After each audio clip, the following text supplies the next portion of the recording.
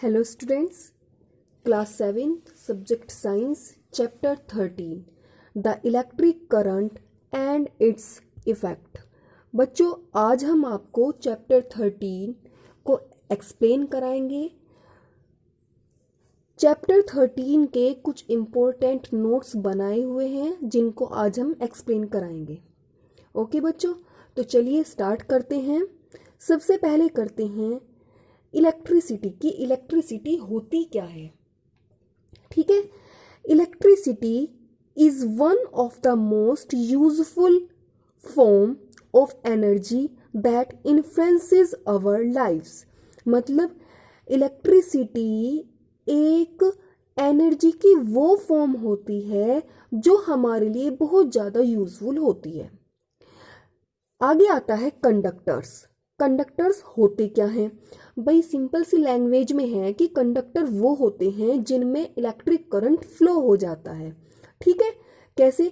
Yellow flow of electric current as the atoms of these material have a large number of free electrons, examples metals। भाई conductors वो होते हैं जिनमें electric current flow हो जाता है, यानी कि उनके उस मटेरियल में एटम्स जो होते हैं उनमें बहुत सारी संख्या में इलेक्ट्रॉन्स जो है फ्री स्टेट में मिलते हैं, यानी कि फ्री इलेक्ट्रॉन प्रेजेंट होते हैं बहुत ज़्यादा संख्या में। ठीक है, और जिनमें इलेक्ट्रिक करंट फ्लो हो जाता है वो कंडक्टर्स कहलाते हैं। एग्जाम्पल है मेटल्स, जैसे कि मेटल होती हैं उनमें करंट फ्लो हो जाता है। ठीक है, आगे आता है इंसुलेटर। इंसुलेटर क्या होते हैं? Do not have free electrons. भाई इनमें कोई भी फ्री इलेक्ट्रॉन नहीं होते और ना ही hands do not conduct electricity, और ना ही ये इलेक्ट्रिसिटी के गुड कंडक्ट होते हैं ना, मतलब कि इसमें इलेक्ट्रिक करंट फ्लो नहीं होता। कैसे? एग्जाम्पल जैसे कि प्लास्टिक्स, वुड, ईटीसी, यानी कि जो लकड़ी होती है उनमें करंट नहीं आता, ना ही जो प्लास्टिक होती ना ही उसमें आता। तो ये सब क्या हुए? आपके इंसुलेटर हुए। मतलब जिनमें करंट फ्लो हो जाता है वो कंडक्टर्स होते हैं, जिनमें करंट फ्लो नहीं होता वो इंसुलेटर होते हैं। आगे आ जाइए सर्किट। सर्किट क्या होता है? The path through which electric current follows is called circuit. भाई किसी मतलब वो पाथ जिसमें इलेक्ट्रिक करंट फ्लो होता है उसको सर्किट कहा जाता है। क्या कहा जाता है? यानी कि वो पाथ, वो रास्ता जिसमें इलेक्ट्रिक करंट फ्लो होता है उसको सर्किट कहा जाता है। ठीक है, आगे आता है पोटेंशियल डिफरेंस। की पोटेंशियल डिफरेंस होता क्या है? The differences in charge between one object and other is called potential difference. यानी कि एक ऑब्जेक्ट और कोई दूसरे ऑब्जेक्ट, यानी कि एक दूसरे के चार्ज में जो भी डिफरेंस होगा वो उसका पोटेंशियल डिफरेंस होगा। ठीक है, the battery is able to maintain a certain difference in potential. यानी कि जो बैटरी होती है वो इस पोटेंशियल डिफरेंस को मेंटेन करती है। ठीक है, आगे आता है बैटरी। की बैटरी होती क्या है? A combination of more than one electric cell is called a battery. यानी कि वो कॉम्बिनेशन जिसमें एक या एक से ज्यादा इलेक्ट्रिक सेल्स जुड़ी हुई होती हैं वो बैटरी कहलाती है। क्या कहलाती है? बैटरी कहलाती है। The positive terminal of one cell is connected to negative terminal. इसमें क्या होता है? इसमें एक सेल का पॉजिटिव टर्मिनल दूसरी सेल के निगेटिव टर्मिनल से जुड़ा हुआ होता है और वो क्या कहलाएगी? बैटरी कहलाएगी। और बैटरी का जो यूज किया जाता है वो टॉर्चेस में, टॉयज में, कार में, ईटीसी इन सब में किया जाता है। आगे आ जाइए सर्किट डायग्राम। की सर्किट डायग्राम होता क्या है? A standard method of drawing an electric circuit is called circuit diagram. मतलब किसी भी इलेक्ट्रिक सर्किट को एक स्टैंडर्ड मेथड में ड्रॉ करना वो क्या होता है? सर्किट डायग्राम होता है। ठीक है, एक सिंबल्स के रूप में बताना वो सर्किट डायग्राम होता है। आगे आ जाइए, आपके सामने एक टेबल बनी हुई है जिसमें कुछ इलेक्ट्रिकल कंपोनेंट्स दिए हुए हैं और उनके कुछ सिंबल्स हैं। तो सबसे पहले इलेक्ट्रिक कंपोनेंट है हमारा इलेक्ट्रिक सेल।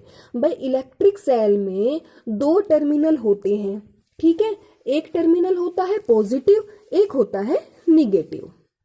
आगे आ जाइए, बैटरी। बैटरी क्या होती है? जिसमें एक से ज्यादा सेल्स आपस में जुड़ी हुई होती हैं, यानी कि एक सेल का पॉजिटिव टर्मिनल दूसरी सेल के नेगेटिव टर्मिनल से जुड़ा हुआ होता है, ठीक है, ये क्या कहलाती है? बैटरी।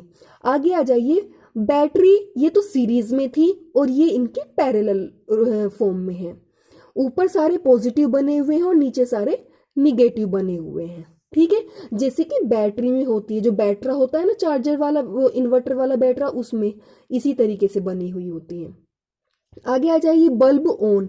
जब बल्ब ऑन होता है, ठीक है, आप देख रहे होंगे ये यहाँ पे क्या हो रहा है? ग्लो कर रहा है बल्ब, ठीक है।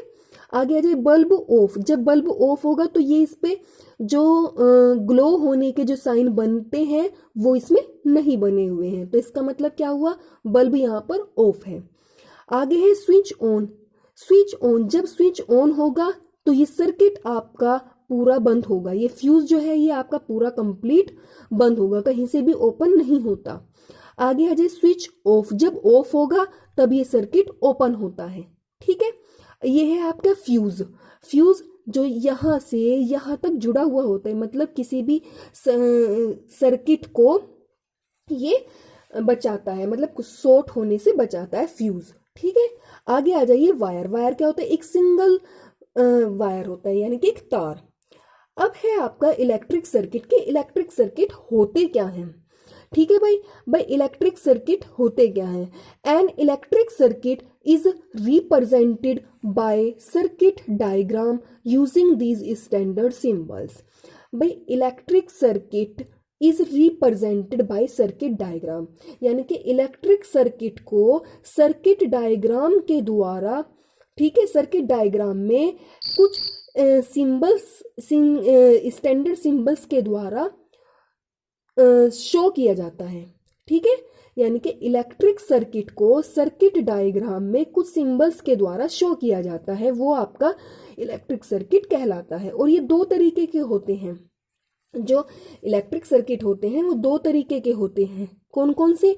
एक तो होता है क्लोज्ड सर्किट, एक होता है ओपन सर्किट। अब देखते हैं क्लोज्ड सर्किट में क्या होता है। The switch is on. जब सर्किट क्लोज होगा तो स्विच क्या होगा? ऑन होगा, ठीक है। जब सर्किट क्लोज होगा तो स्विच आपका ऑन होगा, इसको क्लोज्ड सर्किट कहा जाता है।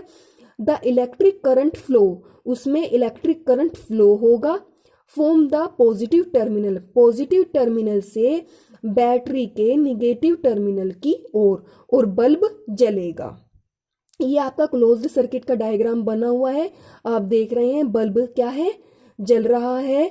स्विच क्या है इसका? ये स्विच ऑफ है, यानी कि मतलब सॉरी स्विच ये आपका पूरा क्लोज बना हुआ है, यानी कि ये जो स्विच है ये ओपन होगा, यानी कि ऑन होगा, ठीक है। इसीलिए इसको पूरी तरीके से क्लोज्ड सर्किट कहा गया है। आगे आ जाइए, मतलब क्या है कि अगर स्विच ऑन होगा तो सर्किट भी क्लोज होगा और बल्ब जलेगा, और ओपन सर्किट जस्ट इसके अपोजिट होता है, ठीक है। ओपन सर्किट में क्या होता है? The switch is of. Switch कैसा होगा? ऑफ होगा। सर्किट कैसा होगा? वो ओपन होगा। नो इलेक्ट्रिक करंट फ्लो, यानी कि कोई भी इलेक्ट्रिक करंट फ्लो नहीं होगा। क्यों? क्योंकि वो वहीं पर वो जो पाथ है इलेक्ट्रिक करंट होने पास होने का, वो वहां पर टूट जाता है और जो पाथ बना हुआ है वो इनकम्प्लीट हो जाता है, ठीक है, जिसमें करंट फ्लो नहीं होता उस सर्किट में और बल्ब ग्लो नहीं कर पाते, यानी कि बल्ब नहीं जलता। जैसे कि डायग्राम में दिखाया हुआ है, बल्ब ग्लो तो नहीं किया हुआ है, बल्ब जला हुआ नहीं है, बुझा हुआ है। स्विच क्या है? यहाँ पे ऑफ है। ये आपको खुला हुआ दिखाई दे रहा होगा, लेकिन यहाँ पर ये स्विच ऑफ माना जाता है, ठीक है। आगे आ जाइए, कुछ हीटिंग ऑब्जेक्ट इफेक्ट हैं। Heating effect of electric current. भाई इलेक्ट्रिक करंट के कुछ हीटिंग इफेक्ट दिए हुए हैं। क्या है? At home we use electrical appliances like electric bulb, heaters, iron, oven, etc. यानी कि हम अपने घरों में बहुत सारे इलेक्ट्रिकल अप्लायंसेस का यूज़ करते हैं, जैसे कि इलेक्ट्रिक बल्ब है, हीटर है, आयरन है, ओवन है, इन सब का यूज़ करते हैं। और ये सभी जो अप्लायंसेस होते हैं ये प्रोड्यूस करते हैं हीट को, ठीक है, जब इसमें इलेक्ट्रिक करंट को पास किया जाता है तब। इसका मतलब क्या होता है कि ये इलेक्ट्रिकल एनर्जी को ट्रांसफर कर देते हैं हीट एनर्जी में। आगे आ जाइए, फिलामेंट। फिलामेंट क्या होता है? ए रेजिस्टेंस कार्ड फिलामेंट। भाई ये रेजिस्टेंस होता है जिसको फिलामेंट कहा जाता है, ठीक है। Which is a colloid length of nichrome wire. ये एक सर्कल में स्प्रिंग टाइप एक लंबा निक्रोम वायर होता है, ठीक है। This wire has high resistivity. और इस वायर की जो रेजिस्टिविटी होती है वो कैसी होती है? हाई होती है। मेल्टिंग पॉइंट भी कैसा होता है? हाई होता है। आगे आ जाइए, निक्रोम।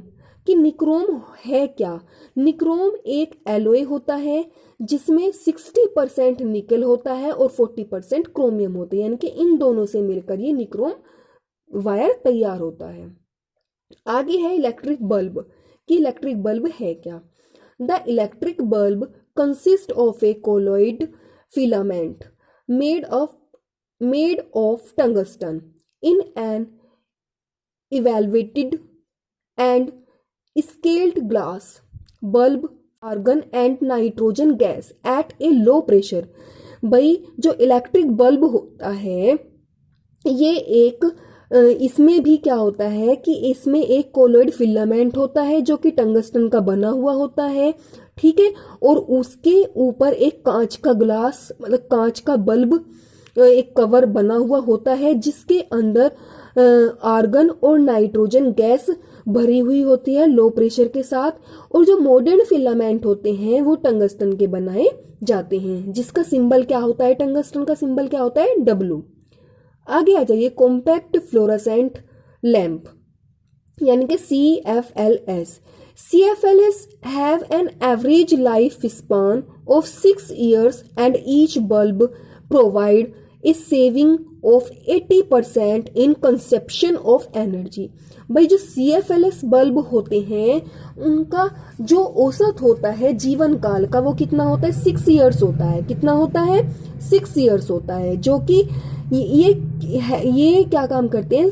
जो हमारी एनर्जी होती है उसको सेव करते हैं, यानी कि सेविंग 80% तक सेव करते हैं, ठीक है। मतलब हमारी बिजली को बचाते हैं, हमारी इलेक्ट्रिसिटी को बचाते हैं। आगे, these days LED bulb are also made they save electricity. और आजकल LED बल्ब का यूज बहुत ज्यादा हो रहा है। LED बल्ब भी इसी तरीके से बनाए जाते हैं जो कि इलेक्ट्रिसिटी को सेव करते हैं। आगे आ जाइए, फ्यूज। फ्यूज क्या होता है? The electrical installations in the house और buildings we use safety valve called fuse in the circuit. भाई इलेक्ट्रिकल इंस्टॉलेशन क्या होता है? ये घरों में और बिल्डिंगों में इसका बहुत ज्यादा यूज किया जाता है सेफ्टी वाल्व के रूप में, जिसको क्या कहा जाता है? फ्यूज कहा जाता है, और सर्किट में इसका यूज किया जाता है। आगे आ जाइए, मैग्नेटिज्म प्रोड्यूस। भाई मैग्नेटिज्म क्या होता है? मैग्नेट का मतलब होता है चुंबक और मैग्नेटिज्म का मतलब होता है चुंबकत्व, यानी कि जो चुंबक का जो गुण होता है उसको चुंबकत्व कहा जाता है। मैग्नेटिज्म प्रोड्यूस बाय करंट, यानी कि करंट के द्वारा जब मैग्नेटिज्म प्रोड्यूस होता है तब उसको इलेक्ट्रोमैग्नेटिज्म कहा जाता है। आगे आ जाइए, इलेक्ट्रोमैग्नेट क्या होता है? A current carrying insulated wire wound around a piece of soft iron is called an electromagnet। यानी कि जो सॉफ्ट आयरन पीस होता है करंट के द्वारा उसको मैग्नेट में तैयार करना, और वो क्या कहलाता है? इलेक्ट्रोमैग्नेट कहलाता है। अब इलेक्ट्रोमैग्नेट के कुछ यूज दिए हुए हैं। पहला है, they are use to remove foreign bodies. भाई इसका यूज फॉरेन बॉडीज को रिमूव करने के लिए किया जाता है। कैसे? जैसे कि जो आयरन नेल्स होते हैं फ्रॉम ए ह्यूमन बॉडी, यानी कि ह्यूमन बॉडी में आयरन नेल्स के रूप में। आगे electromagnet are used in electric bells. भाई इलेक्ट्रोमैग्नेट का यूज किया जाता है, इलेक्ट्रिक बेल्स में किया जाता है, टेलीफोन में किया जाता है, ट्रांसफॉर्मर में किया जाता है, एक्सेट्रा। आगे आ जाइए कंजर्व इलेक्ट्रिसिटी। भाई इलेक्ट्रिसिटी को हम कैसे कंजर्व कर सकते हैं, कैसे उसे सेव रख सकते हैं। ठीक है, फर्स्ट पॉइंट है put off all electrical appliances when not in use, यानी कि जब हम किसी भी इलेक्ट्रिकल अप्लायंसेस का यूज नहीं करते तो हमें इसको क्या कर देना चाहिए, ऑफ कर देना चाहिए। सेकंड पॉइंट है encourage use of CFL and LED lightning. भाई लाइटनिंग के लिए हमें हमेशा CFL और LED बल्ब का यूज करना चाहिए और इस तरीके से हम इलेक्ट्रिसिटी को सेव कर सकते हैं। बच्चों यहाँ पर आपका the electric current and its effect यानी कि चैप्टर 13 की एक्सप्लेनेशन कंप्लीट हो चुकी है। आई होप आपको समझ आया होगा, और अगर कुछ चीजें ऐसी हैं जो आपको समझ नहीं आई हैं तो वो आप मुझे मैसेज में डाल सकते हैं। Thank you so much.